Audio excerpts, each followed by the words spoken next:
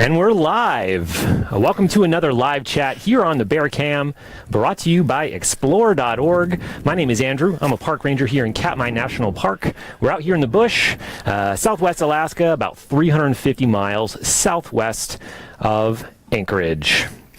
And national parks can serve a lot of different purposes. They are for recreation, refuge, but they're also laboratories. There is always research of one kind or another happening in our national parks. And we here in Katmai are fortunate enough to have some of the world's highest concentrations of brown bears. We have about 2,000 brown bears within this national park. And in part due to webcams like these, thousands of people do see these bears every single year. But there are still a lot of things we don't know about them, and we are still learning. And I'm going to be joined today by Ranger Michael Saxton, who is one of our bear management rangers here in Brooks Camp. But he is also doing a pretty fascinating research study on bear genetics here in Brooks Camp and in Katmai at large. So we're going to be talking with Ranger Michael here today for about an hour, but this is a live chat, so we want to hear from you as well. So we'll be talking for approximately the first half, 30 minutes or so, depending on how conversational we are today. And then in the second half, we're going to get to your questions. So feel free to comment your questions that come up during this broadcast in the comments, and the wonderful staff at Explore.org will be feeding us those, and we'll get to them in the second half. But Michael, you have joined us in previous years to discuss this project that you're doing. But for those of us who don't know, tell us exactly what you're researching. Exactly what I'm researching. I'll tell you what, I'll give you a general idea of what I'm researching. Sure. So this particular project is a population genetics project, and the goal is to look at gene flow throughout the national park and preserve. So we're looking here at Brooks Camp, and we're also looking at other areas of the park, like along the coast, out at Hallow Bay, some other areas like Margot Creek, which is about 15 miles from here. We're collecting samples from throughout the park and preserve and trying to look at gene flow throughout that entire area. That's the primary purpose of this research. And then there's also a few other side projects that we're either directly answering with this or attempting to get some preliminary data for using this. Okay. And gene flow. Let's break that term down a little bit. So basically you're looking at how much bears are breeding between different parts of the park. Would that be a fair assessment? That is a good summary of what we're looking at gene flow. Yes, it's not quite as simple as that. You're looking at effective populations and effective gene flow, which is not technically the same thing as actual just bears moving from one area to another. Sure. But yeah, that distills what it is we're looking at. Okay. And why is gene flow important? Why would that be something we care about? Gene flow is really important, particularly in modern conservation biology. You look a lot at the genetic health of a population. This is something that is being discussed a lot with the grizzly population supplementation in North Cascades, something that's been a concern in the past with the Yellowstone population. Where you have these smaller populations, it's something that becomes a big concern.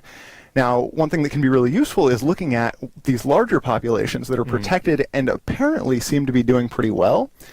And then we can compare what we see in those more isolated populations and have an idea of what a healthy population looks like. In addition to that, up in the National Preserve, we have a hunt that occurs. And it's important for us to understand whether or not that population is connected and fully integrated in with the rest of the population. That way, when we're talking to the state about where they're going to set the hunt quotas, we can then tell them, if they have if right now they're setting their hunt quotas based on that 2,000 bears that are in the park, but in fact that's a smaller, more isolated population, we need to be able to tell them that so that they can make the best judgments about what a reasonable hunt quota is, so that we don't negatively impact that population. So if we have separate populations in other parts of the park, smaller populations perhaps, that would affect how we manage. Absolutely. With things like hunting. Yeah. Okay, interesting. So you have in the past been looking at DNA for the past few years now. how are you doing that? How are you doing that? We have to keep our distance from these wild animals. They are, we feel like we do have a relationship with them sometimes, but they're wild, sometimes ferocious animals. Absolutely. How do you go about collecting a bear's DNA? Well, it is not a cheek swab. This is not 23andMe. Right. So we have a few different methods that we use to collect the DNA. One of them that we have used in the past that we're not actively using right now is blood samples. And the reason we're not using that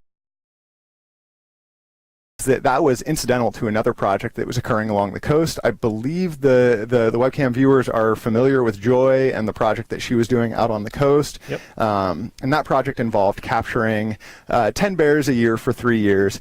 And so when they were doing that capture, they would collect a vial of blood for me that we would use for genetic sampling. Right. Where that project was not occurring, that was isolated to a portion of the coast. And where that project's not occurring, we have two other techniques that we've been employing. One is hair snares. So that is essentially we find a tree. They're all scratched up and the bark's been removed, and you can often find hair on it already. And if we can back up, why would a bear rub up against one of those trees? Why do they do that? Okay.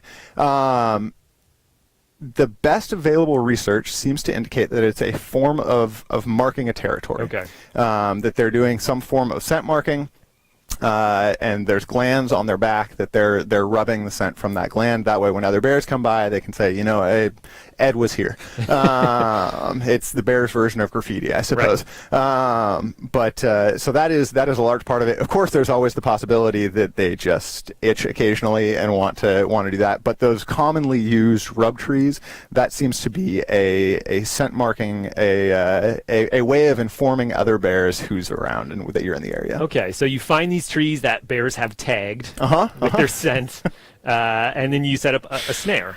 Correct. So, and that snare is just barbed wire. It's a wrap of barbed wire that we put around the tree. I usually do 3 wraps. I do one up high, one about 4 feet off the ground, and one down low. The one down low is generally for if they don't actually stand up and rub, but they just kind of like stay on all fours and rub against it, or for cubs that are rubbing against it. The lower one will help get them. The tall one is for if we have big adult males that are coming by and rubbing. Sometimes they can be 9, 10 feet tall. So putting one up at 6, 7 feet, that'll be a good shoulder height for them. When they're standing up, and then the middle one is for that's what gets most of them. But yeah, so we wrap that tree with 3 rounds of barbed wire, and then check it once a week, once every 2 weeks, and pull off any hair that we find and collect that for genetic sampling. Okay. The final method that we're using, I'm going to grab these right here. Yeah. So we have a CO2 powered dart gun. That we're using not to tranquilize the bears, but instead we use these biopsy darts, which I have in here, and it hits the bear and it bounces off, and it takes with it this little tiny chunk of skin and a little bit of fat that's underneath the skin. So that's what we're using. In the past, people who have seen the previous versions of this talk have seen me using a different sort of dart than what I've got here today. And we actually modified what darts we were using. These are darts that I used for target practice when I first got these new ones to make sure that I could aim straight. And these are sizable. Those are what, 6, 7 inches long? Looks like about 7. Okay. Yeah. But this whole thing does not go into the bear. Only this very, very front part in front of my thumb there, that's what goes into the bear. This is the biopsy needle right here. So that is what hits the bear, goes in, and then it bounces out. Yeah, if you want to hold that steady, I think cameraman Mike is going to zoom in on that a little bit. All right, sounds good. We'll see how steady my hands and his hands are here. So actually, inside of the needle there's a smaller needle in there, and this is one of the differences in why we switched to this new version of dart, is that the old version, what we were having an issue with is they would hit the bear, it would bounce out, and we wouldn't actually get a sample. Okay. Bounce right off. It would just, it would hit them. It would, you'd get penetration, and the needle would penetrate, but then it would bounce out. And it seems that it would just, cut, and then the sample would just slide out as it was bouncing out. Oh, okay. So with this new version, it has this smaller needle inside the biopsy needle, and that has little tiny barbs on it. And so the intention is that it actually grabs the tissue a little bit and helps to hold on to it as it's bouncing out. And so far they've been extremely effective. Okay. It's been much more successful using these new ones than the old ones were. So this has been a wonderful addition this year. I'm going to put it back inside my Sharps container here. A scientific Sharps container. Yeah. A Powerade bottle. So I think a question a lot of people have: if you're shooting bears with these darts, does that hurt the bear? Does it hurt the bear? So we certainly get a response from them. I'm sure that it's not the most comfortable. I don't love getting shots myself. I think most of the audience would agree. Yeah. But it doesn't seem to have a huge physical response for them. It's more of a startle response that we see because all of a sudden they feel a pressure hitting them in the rump. And so a lot of them will kind of jump and turn and look around, try and figure out what it was that just touched them, and then go back to eating. Usually we don't see anything more than a 5 or 10 yard run. The farthest I've seen was a bear that ran 20 yards and huffed a little bit and then continued eating. So it doesn't seem to have too big of an impact on them. Food always is not far Yep. from the agenda. Okay. So it doesn't seem to affect them too much. No. But Ranger Michael, yes. So you just shot a bear with this dart. How do you go about retrieving a dart after you've launched it at a bear? So it depends on the location, depends on where we're darting. Seems like that might be a little precarious. A lot of so in July when we're darting, usually what we're doing is we're up at the falls platform. It's after 10 o'clock, which is when our platforms close to the public. So there's nobody out there. That way we can minimize the impacts to the bears. And in case it does upset one of them, I don't have to worry about there being other people that the bear might run into. Sure. So two options up at the falls platform. Generally, I'm aiming for bears that are pretty close to the walkway, pretty close to the platforms there. And we actually have, those trash picker-uppers. You squeeze you've got the little thing and you grab it. You feel a little trigger. So we've got one of those that is by duct taping it to an extendable pole and then tying a string to the handle that we can lower that thing down, then pull on the string, and that's like a Rube Goldberg machine. Very much a Rube Goldberg for machine. Retrieving darts off of a viewing platform. It always makes me think of The Sandlot when they were trying to collect the ball. So that is one technique that does work up there, as long as the dart has fallen out close to those platforms. If the dart falls out further away or when we're down here, then the only option is to wait for the bears to move off. And once they've moved off a ways, then we will go down and retrieve it. When that is up near the falls, if it's anywhere right near that falls platform or within 50 yards of the river, we're going to be really cautious, make sure that we're only darting bears when they are right next to the platform and we're able to reach over and grab it. However, if it's further back towards the treehouse or further back along the walkway, if we get an opportunity to dart a bear that we haven't gotten yet, then I might take a shot that's a little further away, and then I can walk out and around, and two of us will go, and we've got bear spray, so we're always looking out. We've got one person standing up on the platform watching out for bears for us, and then two of us on the ground together with bear spray, and had not had any issues with that. A team effort. Yeah. And when you're looking at darting these bears, are you looking for specific bears, or are you just looking for any bears that might be in an area at a given time? I, in the past, have generally been looking for any bear that I have not darted yet. Sure. When doing this sort of work, the more individuals you can get accounted for, the better it's going to be, the better your sampling effort is going to be then. And particularly with one other side aspect to this project is we're trying to create this pedigree of the bears at Brooks Camp. And in order to effectively create a pedigree, you need to have a pretty large portion of the population sampled. So we're looking for any bears that we have not darted before.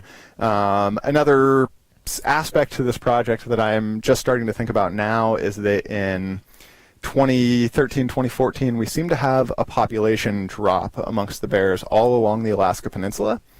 We're not sure what caused that, or we're not even 100% sure that it happened. Right. The data from here, all of our monitoring data, we saw a drop in the number of bears. Our survey data from around the park, we do sedge meadow surveys and stream surveys, and the number of bears that we were seeing on those surveys dropped as well. And talking to other guides all along the peninsula, it sounds like there was a drop in the population all throughout the peninsula. using this population genetic data, if we get samples from bears that were born prior to this drop and bears that were born after this possible drop in population, we may be able to look at the effective population size and see whether or not we can confirm whether or not there was this drop in the population. 5 years ago now. So in order to do that, I'm now starting to look for younger bears as well, some of the subadults, of which we have a lot a cornucopia. this year. Yes, we have in Brooks Camp. many subadults this year. Okay. So we're trying to get samples from them as well, so that we can look at this before and after that time frame. Okay. Something else I've been wondering is Brooks Camp is this pretty special area here. Katmai is a vast national park, mostly wilderness, the size of Yellowstone and Yosemite combined. Do you have any hypotheses as to whether the high concentration of human activity here, and we do get a lot of visitors throughout the summer, particularly in July and September, whether that might have any impact on the gene flow, whether bears would move in and out of here? So it is possible, and that hits at one of the things that I'm hoping to do with this data is use it as preliminary data to investigate exactly that. Okay. Does this high human presence impact the genetic health of the population, the heterozygosity, the number of different alleles that we have in the population? So first of all, I love that DNA vocab, heterozygosity and alleles. Yeah. Add that to your Scrabble board. There we go. Yeah. Okay. Hey, that's the idea. Scrabble that is only genetics. Yeah. So anyway, we're looking at that with this as preliminary data. Sure. If we don't see an impact on genetic diversity at Brooks Camp, then it seems unlikely. Brooks Camp is one of the highest visited bear viewing areas worldwide. Right. And so if we don't see a genetic impact here, I think we're unlikely to see it elsewhere. But if we do see reduced genetic diversity here at Brooks Camp, then that's an indication that this may be occurring. We may have this impact from human visitation. It doesn't prove that we have an impact from human visitation, but it would it would tell us that we need to look into it more, that we need to design a studies to specifically look at whether or not human visitation is impacting genetic diversity. Okay. Yeah. And I should note, so you have a list of bears that you have darted here in Brooks Camp. Yes. And our cameraman Mike Fitz actually has a copy of that list, and he will be commenting it in the comment section on explore.org. So if you're curious as to know whether if you have a particularly favorite bear, or if you're wondering about a particular bear here on the Brooks River, if that's been darted by Michael, you can check that comment from Mike Fitz and verify that. And I'll just jump in here and head a lot of this off. No, 480 has not been darted yet. I know that he is a favorite, and I would truly love to get a sample from him. He is a challenging one to get a sample from. Yes. He tends to stick to that far side of the river, and I don't really want to try and wade across the river to collect my darts. So see your dart go drifting down. Yeah. And these new versions, that's one downside. The old ones did float. These new ones don't. So I need to be careful not to dart bears that are in the water. Okay. So. Have you had any particularly notable reactions from bears when you've darted them? Any interesting or surprising reactions? Yeah, there have been a couple of rather entertaining ones. One of my personal favorites is 410. We darted our her. oldest bear here on the Brooks She River. is our oldest 29 bear. years old. Yeah, and I think she's a regular contender for the Fat Bear contest. She is, yeah. She's rather large, extremely habituated, very used to people here because she's been here for so long and has seen. She was here back when our management was much more heavy-handed. Sure. So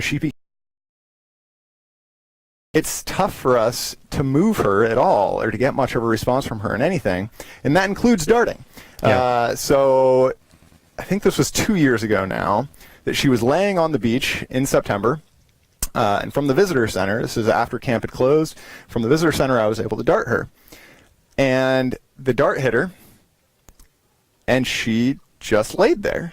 She had no response at all. And we should note that she's notorious for her lengthy, deep naps. when these darts don't just bounce off, then when the bear moves, then they'll fall out. Sure. So myself and the person I was working with were both sitting there at the visitor center, kind of staring at her laying there with this dart sticking out of her. And Sound like, asleep. well, we need to get her to move so that we can recover our dart. Sure. So we started trying to haze her, clapping, talking to her, and she just would not move. So what we ended up having to do is walk out there. We wandered around camp, found the longest stick we could find, which was about 20 feet long, and walked over there and started to smack the dart, trying to knock it out of her. You were literally trying to poke a sleeping bear. Yes, we were poking a sleeping bear. Which we should note is not something we recommend. Do not do that. And probably against regulations. Everything that I'm doing is under permit, so just so everyone knows. I have to get a lot of permits in order to do this. Quite the process. So we get the dart out, and she's still just laying there. And I don't want to actually start poking her to make her get up and move. So then the dart's laying there next to her, and we still can't recover it. So we still had to wait and continue trying to haze her and clap and yell and scuff our feet. And eventually, about a half hour later, I think we managed to get her to get up and move off far enough that we were able to go up and retrieve it. So that was one of the more memorable ones. One other memorable one, exact opposite end of the spectrum, was 856. Who is the most dominant bear here on the Brooks River. And he certainly was that year. I know that's been in contention the last couple years, but this was 2 years ago, and he was definitely the most dominant bear at the time. And he was chasing 32 at the time, actually, who was chasing a female. And they were, when I say chasing, they weren't running. They were kind of waddling their way past us. And I was up at the falls on the boardwalk, and I darted him, and that was the only time that I have had a bear that I hit with a dart have an aggressive response. He was not happy about it. He was very not happy. He turned around and roared and looked around with a look that very plainly said to me, "Who the heck dares do this to me? I will kill you." Thankfully, we were up above him, and he looked around for us for a little bit, and then turned around and continued to follow the other two bears. So those were probably the two most notable incidents we've had. And I was looking over that list of bears that you have darted previously, and it seems to be mostly females. It is mostly females. I believe, if my memory serves me correctly, that 503 is the only male that is on that list. And I just mentioned darting 856. Yeah. But previously, I mentioned that the darts that we were using at the time would often hit bears, bounce out, and not get a sample. We seem to have a bigger problem with that with males than we did with females. Okay. So between the fact that the males are much more reluctant to be around people, when they're at the falls, they tend to stick to the river, be out a little further on the other side. We don't get them underneath the boardwalk nearly as much. That makes it more challenging to dart them. And then on the few occasions that I have had to dart them, 83 I've darted twice, 856 I've darted once. And there's a couple other ones that I have darted that we didn't get a sample that I'm blanking off the top of my head here. But as a result, we don't have a lot of males accounted for.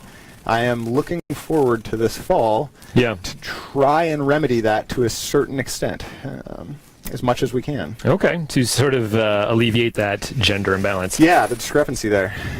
I will take this moment to reintroduce ourselves. If you are just joining us, just tuning in, this is a live chat here on the Bear Cams, brought to you by Explore.org. My name is Andrew Laval. I'm a ranger here in Katmai National Park, and I'm joined by Michael Saxton, the one and only, one of our bear management rangers here in Brooks Camp, also conducting some genetic research on the bears we have here in the park. So we're talking about all things related to his research and bear management as well. If you have questions, we want to hear from you. Comment in the comment section, and staff from Explore.org is relaying those questions to us, and we'll get to them in the second half here. But continuing, Michael, so you also went out to the coast. Yes. So you're not just darting bears here in Brooks Camp, but you're actually going to other parts of the park as well. Yep. I mentioned that we were getting some samples, those blood samples from Joy's project, and that covered a portion of the coast, but there was one large area of the coast that we didn't have any samples from. So earlier this year, late June and part of July, we went out to the coast and conducted some sampling out there. And that was a very different sort of sampling than what we've done thus far here.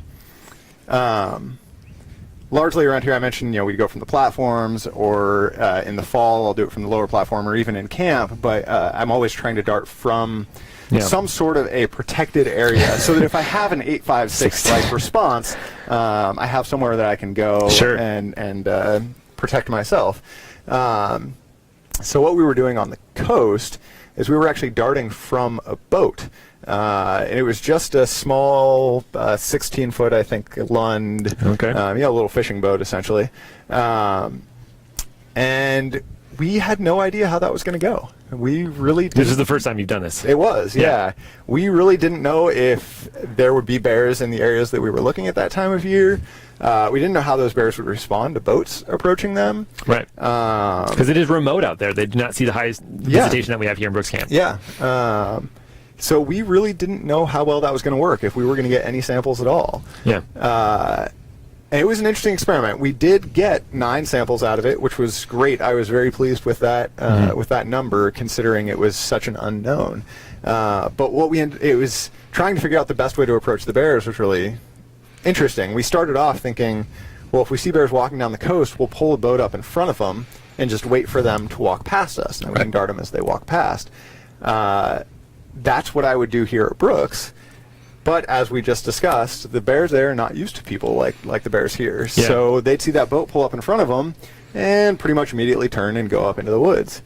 So we ended up finding out the best way to approach was if we approached slowly from behind, they'd be aware of us, but they'd kind of just keep going the direction they were going. So we could approach them and get close enough and then dart them from clear shot at the rear end of a bear. Yeah. All right. When might our webcam viewers or the general public, if at all, will they be able to see results from this work that you're doing? They absolutely will be able to. Okay. Science can be a slow process at times. And one of the challenges that we've been running into the last few years is it's actually a USGS lab that's going to be conducting the genotyping for us. Okay. So we're collecting the samples, they do the genotyping, and then we'll do the analysis. We have to transfer money to them in order for them to do that, and that is a little bit of a process. Sure. I am happy to report that as of about 3 weeks ago, we have transferred the funding. Late-breaking developments. Yes. The funding, the check has cleared. So they are able to begin that. Of course, they have other projects that they're working on.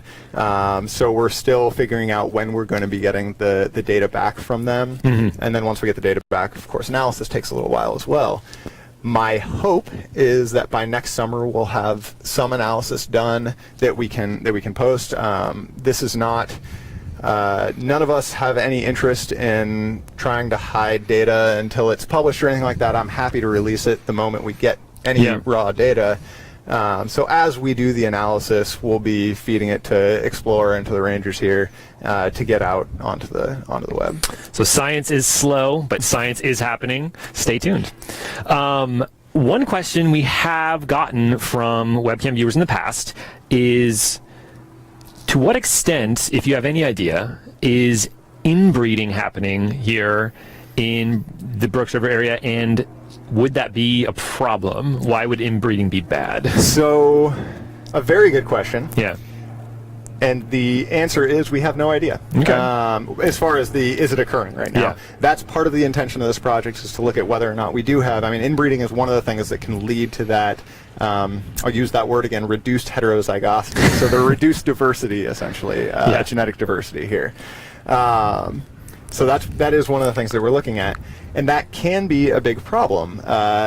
Some people may have heard of inbreeding depression, and that is where these traits that normally we don't see. Trying to figure out how to say this in a way that makes sense to anyone. To us laymen. Anyone that's not working on a PhD in genetics. So anyway, there are certain traits that I think most people are aware of, recessive traits, genetic traits. Those recessive traits we don't usually see because if there's a dominant allele, then or dominant gene, then it'll swamp the effects of that recessive trait. But when you have family members breeding with each other, those recessive traits can come out, and a lot of times those will end up not being survivable. They create big problems with mutation, and so that's inbreeding depression can lead to an increase in those problems due to recessive traits appearing. This is, like I said earlier, why in conservation genetics this is something they're thinking about a lot. And this population reintroduction in Washington and North Cascades, it's something they're thinking about a lot. It's something that in the past they were very concerned about with the Yellowstone population, and is still a concern with the Yellowstone population as far as it's still an isolated group. So thankfully the population numbers are up and they're doing pretty well, but it is still isolated at the moment. So okay, excellent. We might have a few fishermen walking by here. Photographers. Walking through the screen. This is a live broadcast, and we should note, because I did not at the start, bears could walk out of any direction at any given time. And so if you see us abruptly walk off screen, except I probably won't walk off screen. I'll probably stand here and try and keep the it tripod. And people may have noticed me looking around occasionally, and that's me looking to see if bears are trying to pop up behind us. This overlook is a very popular area for bears to enter camp. And it is also amazing the extent to which these large animals can disappear in the tall grass, suddenly reappearing with no notice whatsoever. And that's actually a great transition to something else I wanted to ask you about. So when Michael is not darting bears to get their genes, he is managing bears, part of our bear management staff here in Brooks Camp. Yeah. That's an interesting title. And bear wrangler, bear mechanic, bear maintenance. For those who are not familiar with exactly what you do, do you want to explain that part of your job duties? I can try. Basically, I get paid to do things that we tell everyone else to be intelligent and not do. So I chase bears around camp. We have this area right here where all of our buildings are that we have defined as a bear-free zone. The problem is no one's told the bears that, and they don't seem to be fully aware of the fact that this is supposed to be a bear-free zone. I would say if this is a bear-free zone, you're not doing a very good job. We do the best we can, but we fail a lot.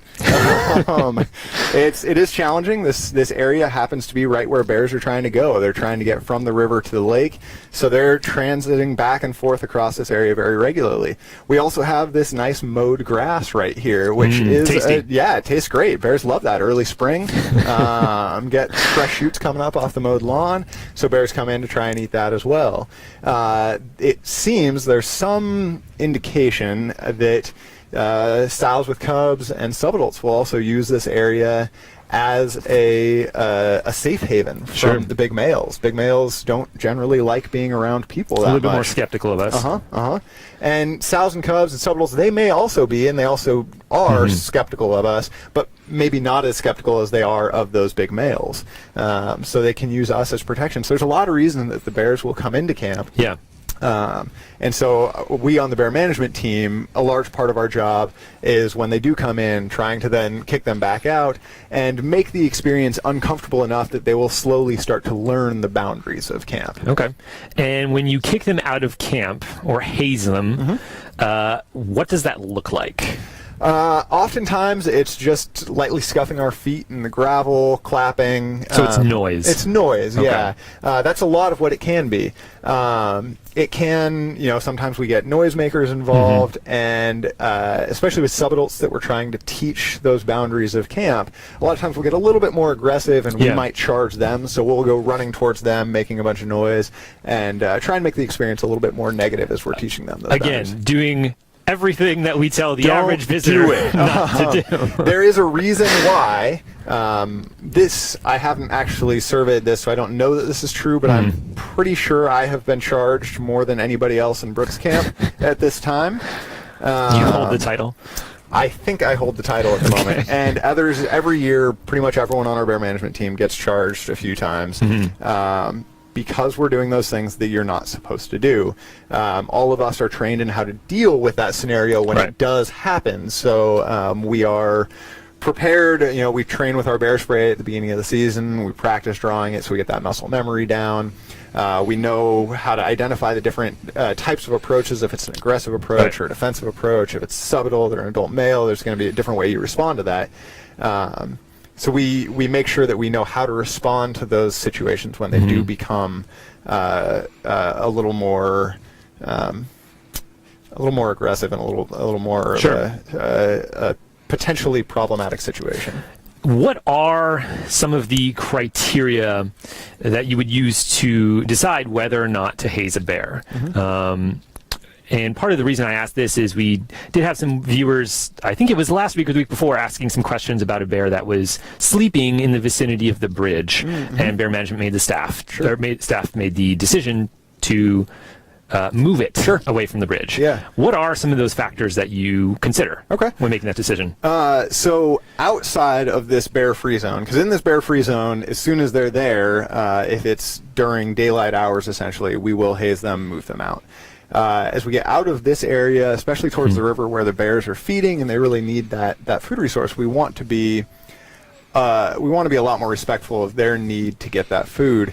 So we generally will wait at least an hour. Our guidelines state that we have to wait half an hour minimum. Yep. And at a half an hour, we can start trying a few other options. We have something called the escort program where there's a few of us that are certified to walk people around bears. If it's, we can walk people within 50 yards, which is that minimum distance that we usually tell people to be from bears.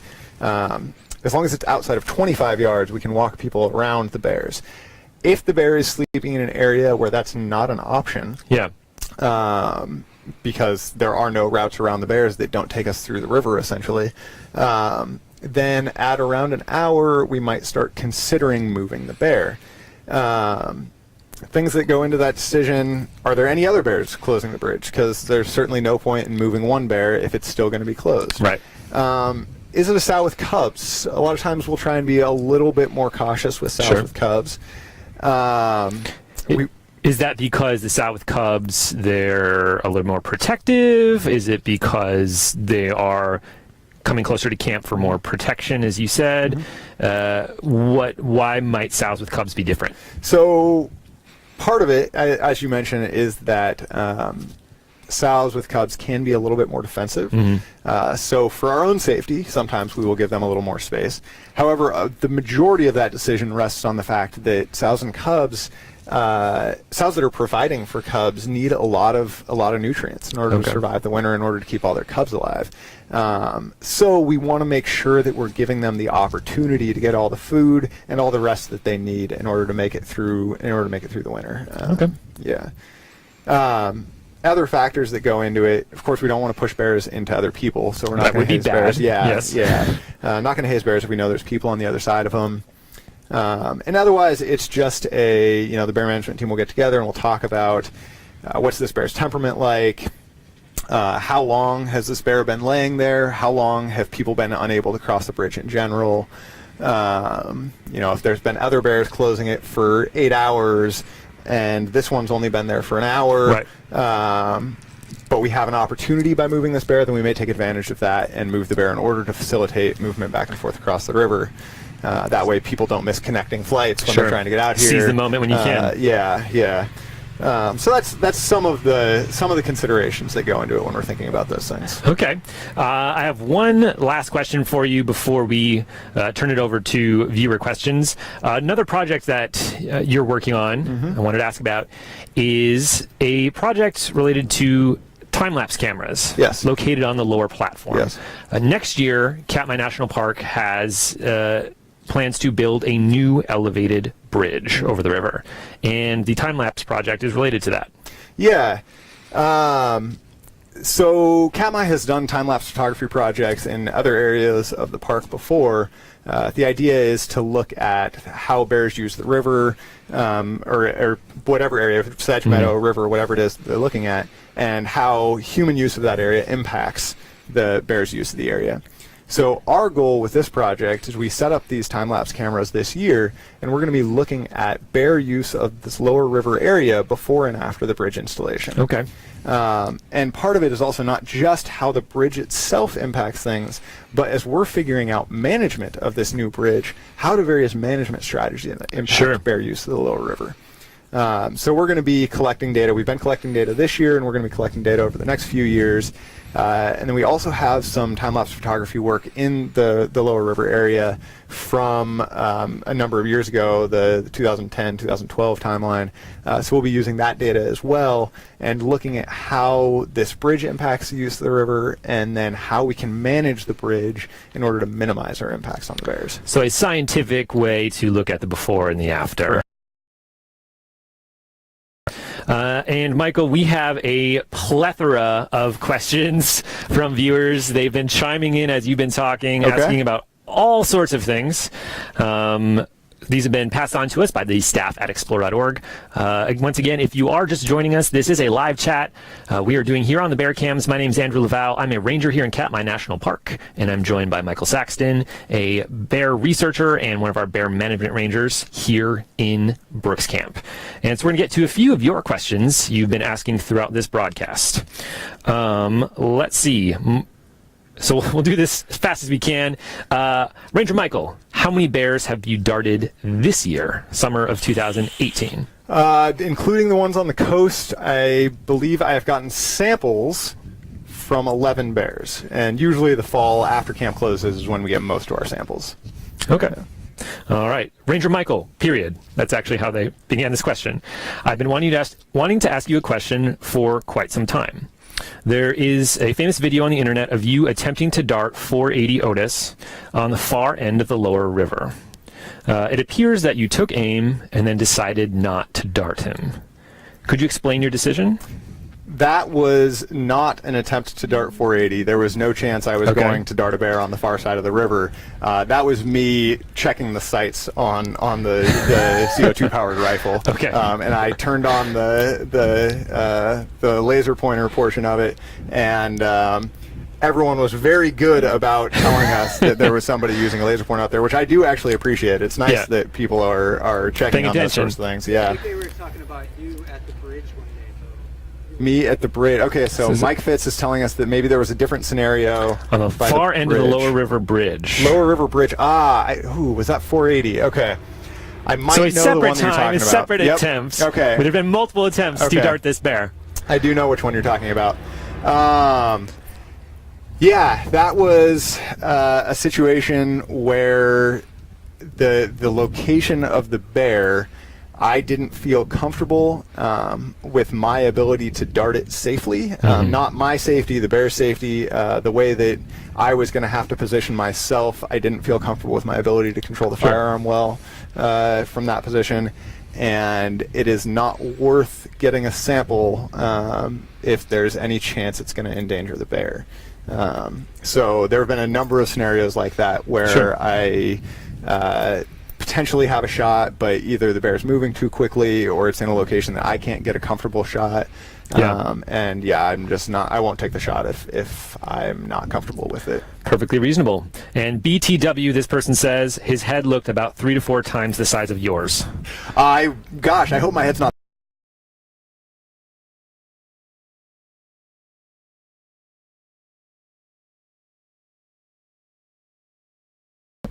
The dart you were holding up. Yes. This person is wondering, how do you know which bear the dart is from? Do you only do one dart during a period of time? So maybe some clarification on exactly how the darting process works. In general, after we dart a bear, we immediately then go and retrieve it. I have, I am okay at IDing bears, but I also have Ranger Leslie or Tammy or Ranger Becca, other people, Mike Fitz, other people that are better than I am at IDing the bears with me. So they'll get the ID as I'm darting the bear, and then we go down, we collect that dart, put that sample into its storage file, and label it with the bear that it came from right away. There have been, I think, 2 occasions where I have had two bears come through, one right after the other, and I have darted both bears, but we just know, okay, well, the dart from that bear fell there, and the dart from that bear fell there. So then, as we go collect them, we make sure that we keep them separate and keep them aligned. Yeah. No laboratory mishaps. We have a couple questions related to previous research that's been done. We have one person wondering, will you be comparing your findings to the information available from studies done in previous years by Tamara Olson, for example? Another person specifically asking, was the DNA on the hair sample for 856 collected by Tamara Olson viable, and will you add that to your collection of data?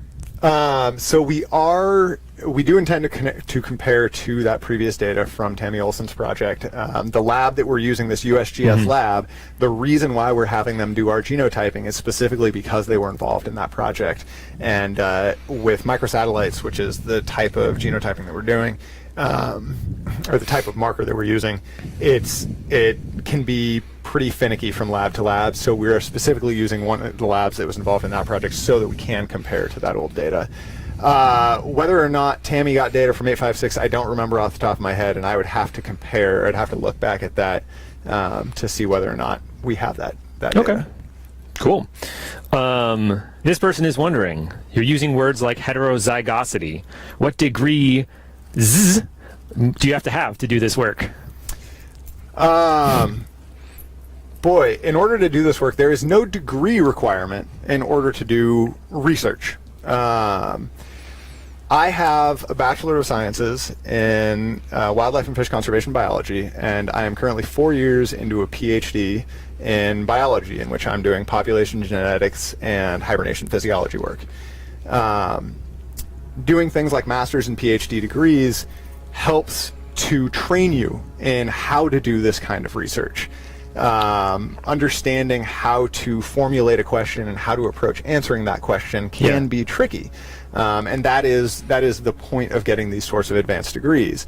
That said, there's no, if you are extraordinarily capable at teaching yourself things, there's nothing preventing you from teaching yourself how to do research. Right. But as I mentioned, we do have to get permits and everything, and as a part of that process, they are going to vet that you know how to do what you're doing and that your method of answering the question is viable, and not only viable, is the best way of answering that question. So there, that's as long as you are good at figuring out how to do it, then you can do it. But the advanced degrees do help train you They on how to help. do it. They don't hurt the cause. No, I they suppose. don't. No, they don't. And once again, you will see us looking from time to time behind us because As we hear rustling in the grass. right, is it a dragonfly or is it a bear moving through the grass? Who can tell?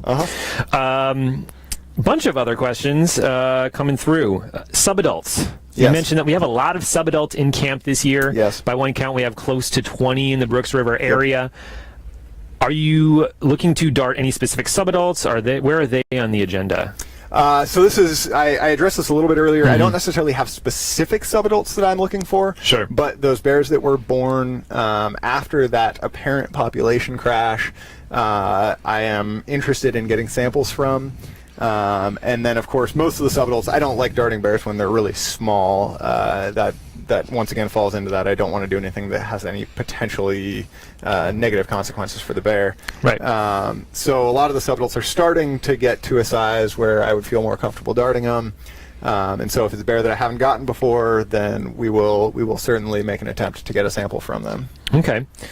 And genetics is a broad field. You can look at a number of different things, but this person is wondering if it is possible, when you're looking at DNA, to see genetic mutations that could foreshadow perhaps things like a disabled cub. Would you be looking that in depth? No, Okay. effectively. So as I mentioned, we're using these markers called microsatellites. This is not whole genome work. Some of the hibernation physiology work looks a little bit more at that whole genome level, although we're using something called the transcriptome, not the genome. With these microsatellite markers, it would be extremely unlikely that you would find something like that. They are specifically chosen to be a neutral marker, something that does not have a positive or negative impact on the animal. So if this was a marker that caused some sort of a mutation, then that would not be a neutral marker at that point. Okay. We have a couple questions related to the funding for your project. This person is wondering if all your research is funded by a particular government entity or where that's coming from. Well, I'll tell you, the vast majority of the funding has come from Explore and you. Yeah, that's the funding that came through this year. A lot of that came from Explore, and then webcam viewers have donated, I believe, about $15,000 at the last count, and that money has gone towards purchasing supplies, and now it is being used for the actual genotyping itself. Excellent. Yeah. Okay, and related question, this person, quote, do you need additional help with funding for this project? Boy, there's a tricky question. Basically, what it comes down to is we have enough money to run the samples that we have currently. Yes. Explore, we have been talking to them about potentially getting a little bit more money next year in order to continue some sampling. My idea would be to continue this sampling, maybe not every year, but once every few years, and then if we continue this 5 years from now, that would give us more data to look at this population crash in 2013, 2014. So as we go forward, yeah, we won't be able to run those samples unless we have funding for it. Yeah. Our immediate needs seem to be taken care of. The actual cost of the genotyping is sort of unknown until you actually do it. We have hundreds of samples, most of them hair samples, and with those hair samples, you don't know what individual they came from. And until we know, so basically how much it costs is going to depend on how many unique individuals there are. So if all those hundreds of samples are unique individuals, boy, we're going to need a lot more money. However, just went up. Yeah. Yeah. The most likely scenario is that a lot of those are from the same individuals, and therefore it is within our budgeted amount of money. Okay. This person is wondering, Ranger Michael, why would you dart the same bear more than once? For example, 132 in 16 and 17, and bear 409 in 2016 and 2017. That is a great question. That gets at that not wanting to cause more distress to the bear than is absolutely necessary. There are a couple of reasons why we would target the same bear multiple times. One is that, so we get that sample, and then we have to extract DNA from it, and then that DNA has to be genotyped. In the lab, there are various parts where things could go wrong, and we may, or that sample, if something goes wrong with some of our equipment or anything, we may not get the required amount of DNA in order to do the genotyping. So by getting multiple samples, it ensures that we are able to actually genotype that bear. Additionally, there has been some interest in using this data to confirm our visual identifications. So we've is got this bear who we think it is? Yeah, exactly. Yeah. Well, and is it the same bear that we said it was last year? Right. So we can use this genetic material Trust in order to do that. Exactly. Yeah. Exactly. Okay. Excellent. I think you'll enjoy this question, Michael. Does a bear wrangler, which is your official job title, Yep. bear wrangler, do you need to pass a speed test to see if you can outrun a bear? With some of our rangers, you might think they could, but good luck passing that test. Bears can run about 35 miles an hour, and I think Olympic sprinters run about 24 miles an hour. So if so, I think I'm out of a job. And it's worth noting, so the minimum distance that a visitor can be from bears here in Brooks Camp is 50 yards. A bear can run that 50-yard distance 3 seconds pretty quickly. 3 seconds would be... I think they'd pretty easily be able to do that. So they can run quite fast, although this time of year they look very sloth-like. They look sluggish. I down still the don't trail. want to test them, though. They can run fast, they just choose not to, right? Yeah. I think one last question, and then we will begin to wrap things up here. But is there a reason why there's not a chain link parameter around camp to keep the bears out? Probably a lot to unpack there, but Yeah. So chain link we haven't really discussed in the past. I have heard, not necessarily at a management level, but I have heard other people in the past talk about putting an electric fence around camp. That is an option. However, it is one that I would personally argue against probably. As I mentioned earlier, this area, the reason that we have, or one of the reasons that we have such a tough time keeping bears out of this area is that it is right in the travel corridor for them between the river and the lake. This is a very popular path through camp, and I hesitate to block the access. Our buildings cover a pretty large area, and that would be a very significant area that we were permanently excluding them from, and that I hesitate to do that. And I think you would probably also agree part of the charm of a place like Brooks Camp is that it is open, and it is in a wild setting, and it is not a protected fortress. We are out here with the animals at ground level. Yeah, so, absolutely. And on that note, I think we'll begin to wrap things up here. Thank you, Michael, for joining us. My pleasure. Thank you all for joining us. Thank you, us and the hordes of flies flying around us as well. As you've been talking, Michael, I've been watching them fly around your hat. Thank you, guys. We will see you next time on the Bear Cam. Thank you. Thanks.